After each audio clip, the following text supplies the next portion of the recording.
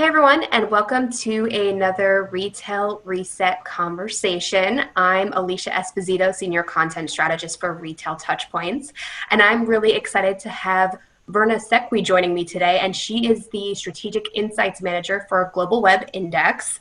You may know the name. They provide a lot of great consumer-focused data, and now more than ever, they're doing a lot of research around how consumer sentiment is evolving, consumer perceptions, and all the retail executives out there. This is going to be really invaluable for you, I think, as you determine your best path forward in these ever-changing times. So, Virna, thank you so much for taking the time out to join me today. Yeah, thank you for having me. It's great to be here and excited to offer a bit of a data perspective on this. Yeah, and there is a lot of great data. So let's start at the high level because your team has been tracking, consumer trends, insights at the global level, but also at the U.S. specific level. So you began this process in March. A lot has changed since then, but let's start at the beginning. When you were beginning this process, what were your initial goals? And I'm curious if those goals have kind of evolved over time with the situation. Yeah, I mean, they definitely have evolved. I don't think any of us, when we first started this research in March, anticipated that over 3 months later, we were still going to be here, still talking about coronavirus and still kind of dissecting the impact of it. But initially, when we first started researching in March, it was really to understand the immediate impact of the crisis. So that was kind of when a lot of cities and countries were going on initial lockdown. So we were trying to understand, how are people feeling about this? Were they, really worried about the virus, about their health, about the economy? What was kind of driving concern? How long did people expect this to last? What were their immediate shifts in behaviors and how they were kind of adapting to living under lockdown conditions? So that initially it was very reactive. And there wasn't a huge amount of data out there, I don't think, around that kind of time in mid to late March. So we tried to get out there and just take a pulse of consumer sentiment and see what was going on. As the crisis kind of went on and it became maybe less of an acute crisis and more of this, I don't want to say new normal. I feel like everybody talks about the new normal, but almost this transitory phase of, okay, we're working from home, we're trying to make it work, we're online shopping. The goal of the research really became to understand how people were adapting to a bit of a more long-term type of conditioning. So what behaviors were changing and becoming habits potentially? So, how were people feeling about working from home? What sort of challenges were they having? Were they exercising more at home? Were they keeping up with that? Were they shopping more online? What types of media had sustained increases from the beginning to maybe a midpoint in the crisis? So that kind of became the goal around, I'd say probably mid-April to late April. And then when we started to get to May and things weren't really changing that much, it definitely became more forward thinking. So we started to ask people about when they expected to go back to normal, what were things that would make them feel more comfortable about going back out into the world, what sorts of safety measures did they want, whether it was stores or restaurants or the public transit authorities to take in order to make them feel like they were more secure, to be able to start living a bit more normally.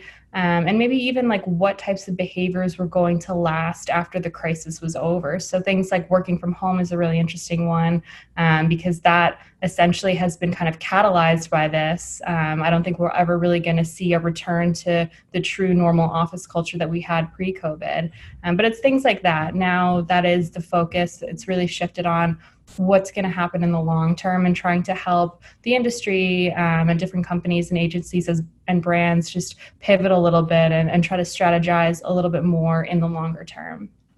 Yeah, it's definitely fascinating to keep tabs on or possibly make predictions around what behaviors may be due to current situations or their current environments and which will sustain over the long term. And I think, the interesting thing about this current situation is that it is a global issue, but then there are so many facets of it that are so local. So let's look at the global view first. I'm curious, based on when you started this process back in March, how has the global consumer kind of evolve? Like what key things kind of rise to the top in terms of their concerns, behaviors, things of that nature?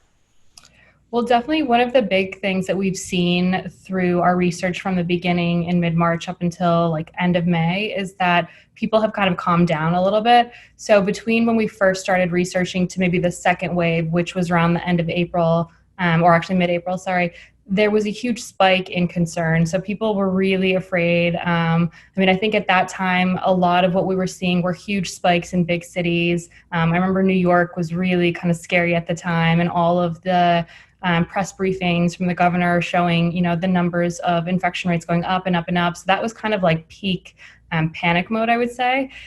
Since then, though, we've seen almost a dip, which has been pretty evident through the data among all markets, is that people have calmed down. The level of concern has normalized and stabilized, and in some places actually gone down to lower than it was in the beginning. On the flip side of that is people have kind of come to terms with the fact that this is going to be something that is in the long term.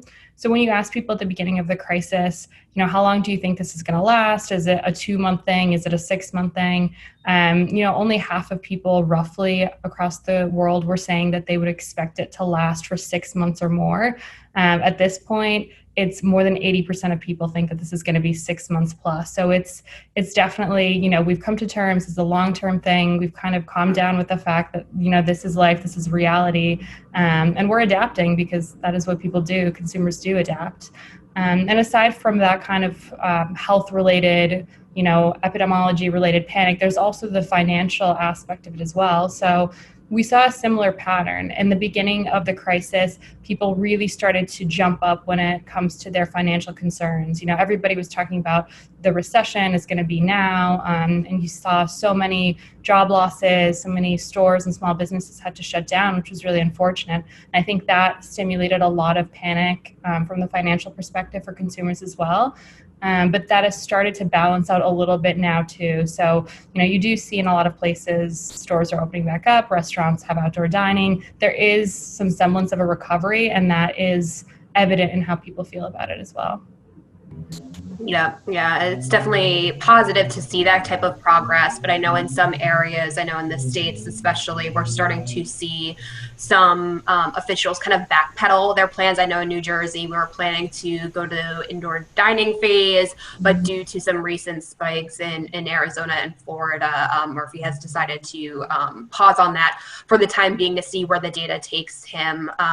So with that, would love to get a little bit deeper into some of these local nuances. I mean, are there any key areas any key countries where you're seeing really significant shifts, whether that be in sentiment or actual behaviors? Because I'm sure everyone watching now wants to know, okay, well, how has my consumer changed and how can I, respond to that effectively?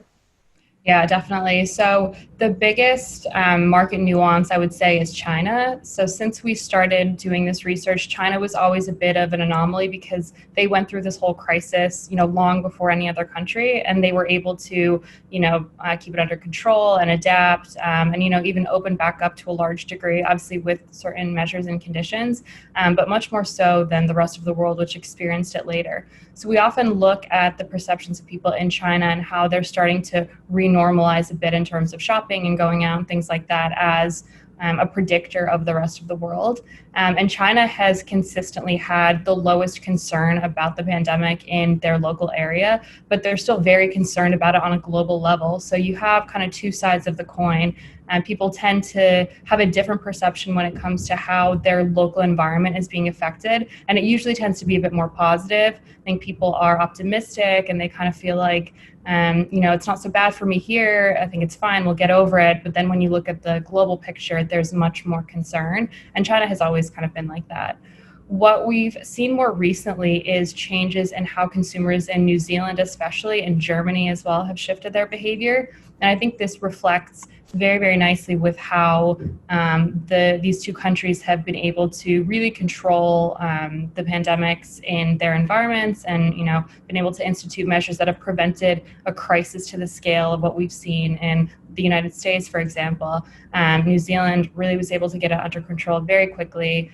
They're a small country, obviously it's a bit easier, but you've seen how people have had a much more positive response to being able to go back outside and resume normal life. And that is completely reflected in the data. So they are among the lowest people to be concerned about the effects now in their country. They're starting to want to see businesses go back to normal and want to go back out. They're more comfortable with doing things like this. So the consumer data really reflects kind of the real world events. And I think it's nice to see that kind of validates how how countries are responding and in the right ways a lot of the times, because it does make people feel more comfortable and ultimately will allow things to normalize quicker.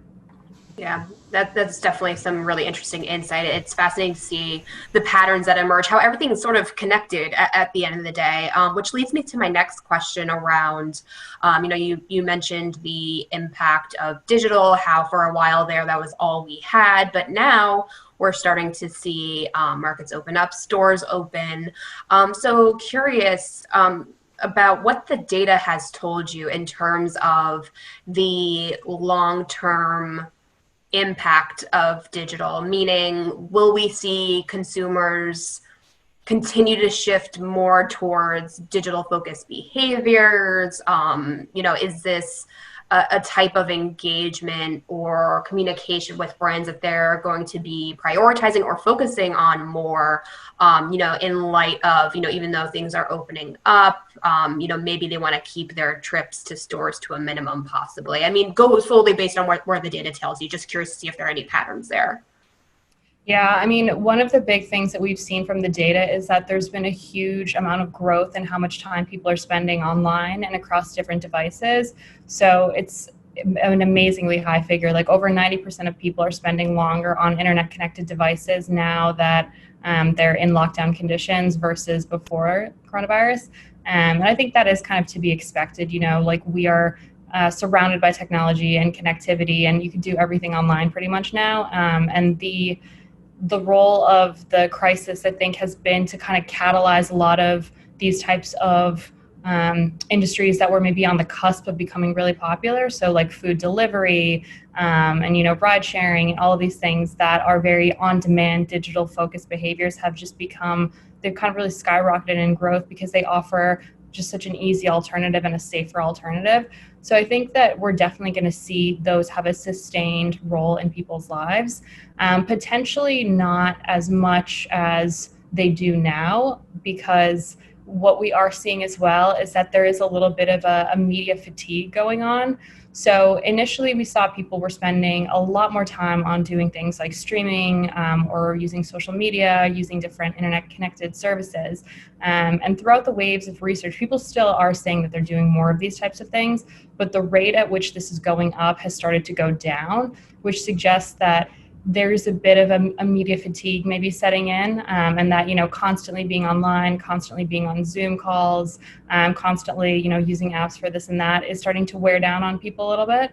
And it's a trend that we've seen in other research more in the long-term scale. The more connected that people become, the more that they get a little bit wary about this, and they have a desire to disconnect a little bit. So I think that's going to be one of the areas where brands need to be a bit careful, is not to jump maybe too much on the bandwagon of just digital, just automation, no human interface at all, because that's not going to be a really good differentiating factor anymore. What is going to be a differentiating factor is, yes, having all of these digitally optimized solutions and making it really easy and seamless. That's kind of a given, but having an element of human touch, of personalization, will really differentiate brands. And I think there's some good examples of how that's been done already in this kind of environment where that's so impossible to be done in a physical space. Obviously, everything is online. But I know a few makeup brands, especially like the Fenty brand by Rihanna, they do really good advertising, and they allow people to, upload a photo of yourself and test how different makeups or different swatches will look against your skin tone, against your hair color and texture, which I think is a really amazing and smart use of technology when you have that really personalized, humanized element that you can't have in a physical Sephora or, an Ulta or whatever store you're going into, but is so crucial to the process of buying something as personal as a cosmetic. And they've translated it really well into the digital space. So I think that's a really creative way to go about it. And I think the brands that differentiate will be the ones that employ these interesting creative tactics that bring in that humanized, personalized elements, but are still having a really good, smooth digital presence to just kind of roll it out. Yeah, I think those are some fantastic points. I know you brought up Fenty. I know Glossy was doing some great testing with video chats and live streaming. Brands like Lululemon doing Instagram live classes. So definitely seeing those little blips of, pivots or innovations that, like you said, are purposeful and also very relevant to the brand and, what they're trying to add to consumers' lives. And I think those rules have always been present in terms of retail strategy, but I feel like they're more heightened now more than ever as that fatigue sets in. It's funny you bring that up because I feel like at the start of, this experience, everyone was like, oh, all this time and I'm going to learn all the things and do all the classes. And after a while, it starts to feel like Groundhog Day, right? So you're just you're like, all right, I'm done. I'm over it. But that kind of brings me to my next question for you around marketing, because we saw something very similar when this crisis first hit. A lot of, we're here for you, we're in this together. Are we reaching that point now where consumers are like, I want some normalcy, let's figure out a better, more creative way to speak to consumers? I mean, how are they responding and what are they saying they want right now? Yeah, I think that's a really good point. We have reached that saturation at this point. The role of marketing and advertising to make people feel like normalcy is back and give them a little bit of comfort, I think there is a place for that. And what we're seeing is that consumers are increasingly more and more accepting and almost demanding of just normal marketing, because at the end of the day, it does make you feel like you're just living normal life if you see the ads that you're just used to before and everything went kind of crazy. So over the last 3 waves that we've asked this question, we have seen on a global scale that people are more and more approving of brands just running normal ads. And to contrast with that, we've seen a decline in how many people approve of brands running these coronavirus-related ads and, what are we doing to help and keep your distance and all these types of things. So I think, especially considering how long this has gone on, there is a fatigue of seeing all of this kind of COVID-related stuff, on your TV, on your news, on your Instagram feed. It's everywhere, and people now just kind of want to go back, and there are slight windows of how they can go back with eating out outside, and there are opportunities to do so. So I think continuing to plug the coronavirus relief effort messaging is not going to land as much now because of the mindset shift that we're seeing.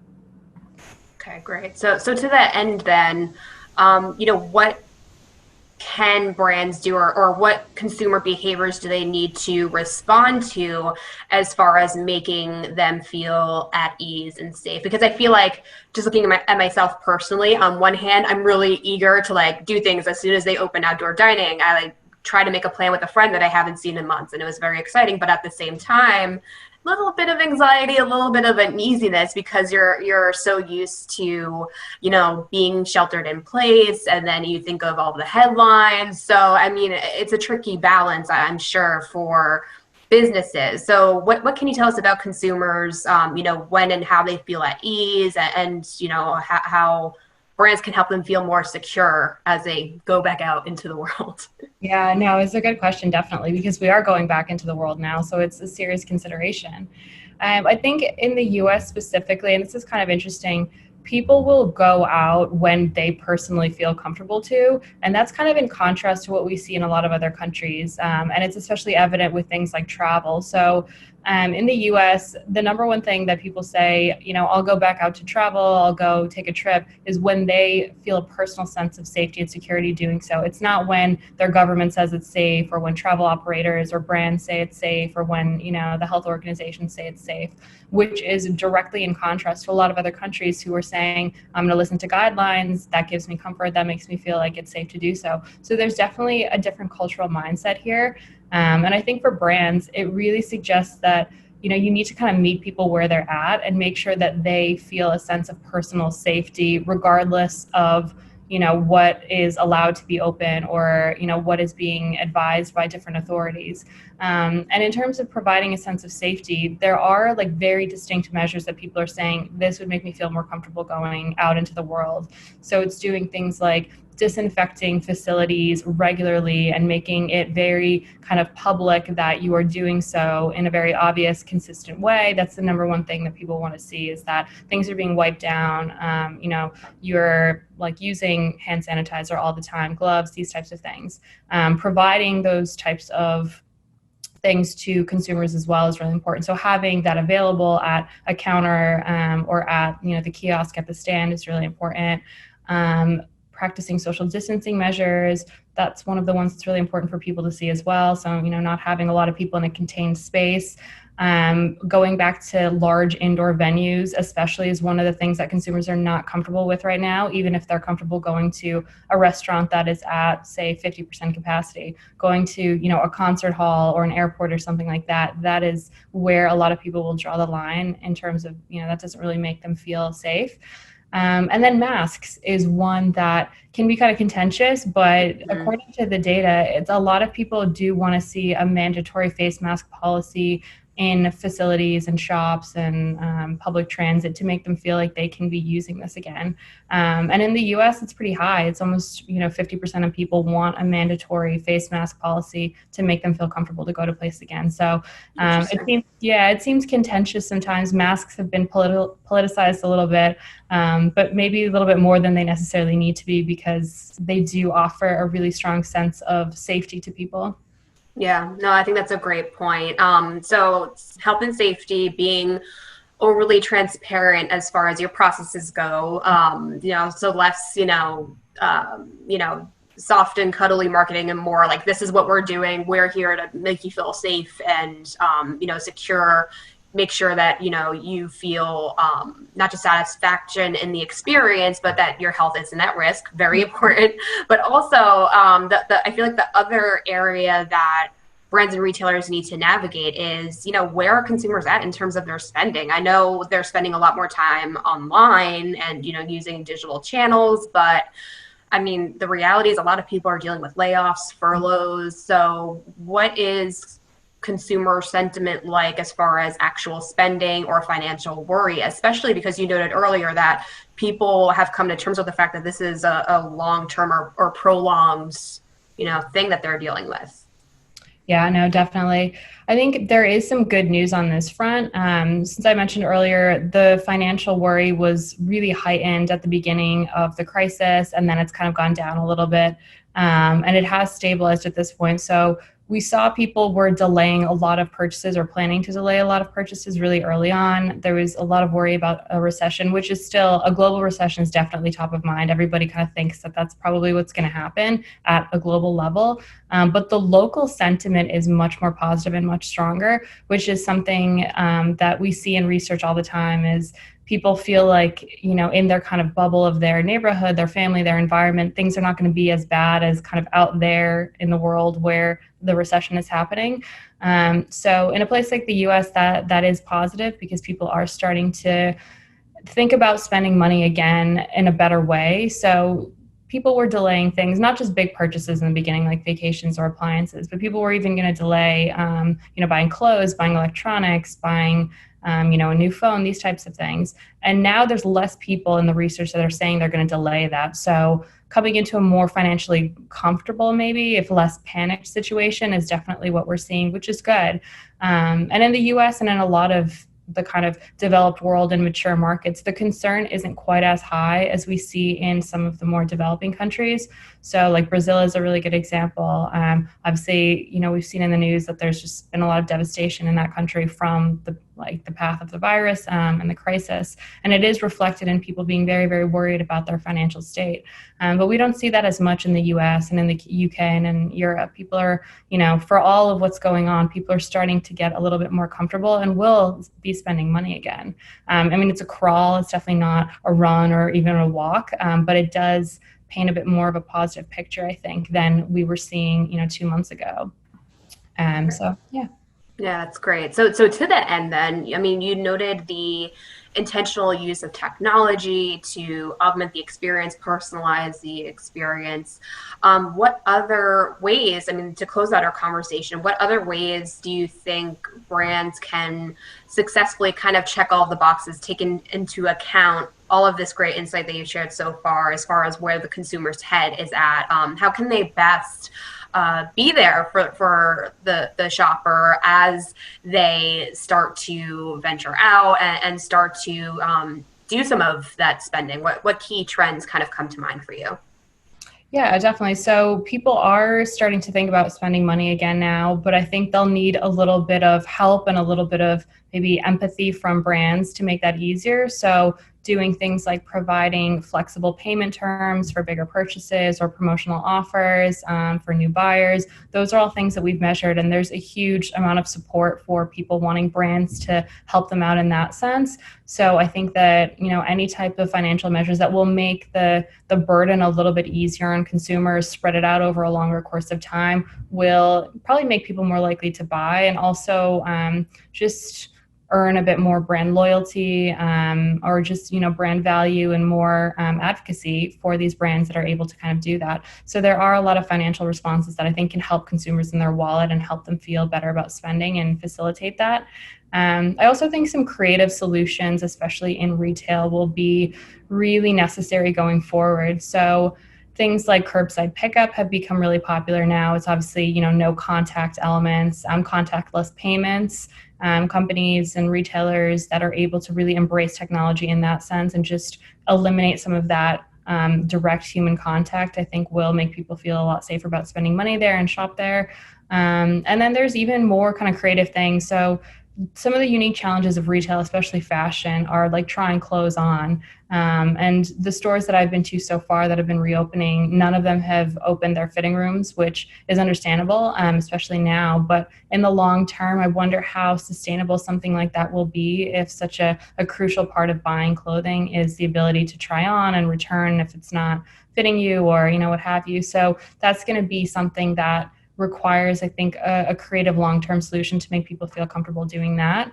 I'm not sure what it's going to be, but there have been, suggestions about solutions like isolating clothes and other products for be it 24 hours or however long is recommended by the CDC or another health organization to make sure that there's no like living remnants of a virus if somebody has tried it on and then you want to put it back on the floor, or even potentially like UV lights. I know that those have been like the MTA is experimenting with those to clean the subway cars, and they're used in a lot of medical capacities. So potentially something like that. I don't know. I think it'll take something creative that could be implemented in the long term to change the way we, I guess, interact materially and tangibly with things in retail to make it really safe, really effective, make people feel really comfortable, and just kind of adapt to the way that the normal life is going to be post-crisis versus pre-crisis.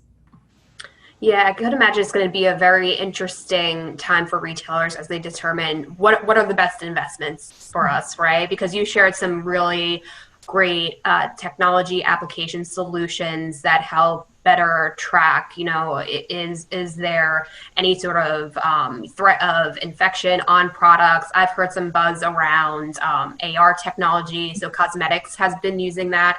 Some brands have been embracing it successfully. Is there a place for that in apparel? I don't know. And even like fitting technology. I mean, there could be some potential there, but at the same time, are retailers going to be so eager to adopt, possibly expensive technology on such a broad scale? So very interesting conversation. I don't have the answers right now, but it's definitely going to be a fascinating space to watch. And with that, Virna, I think we're at the top of our time together today. Thank you again so much for taking the time out to dig into the research with me. We'll make sure we link to that research so folks can go through it on their own time, dig a little bit deeper as well. But I think you shared all the key takeaways fantastically. So thank you so much for taking the time out. Yeah, of course. Happy to be here. Thank you for taking the time to chat with me. Yeah, no, thanks everyone, of course, as always, for joining us for this video conversation. If you're looking for more insights on how you can best adapt and evolve in these ever-changing times, be sure to go back to the Retail Reset Hub. We have a lot of great conversations with experts like Virna. Thanks again, everyone, and enjoy the rest of your day.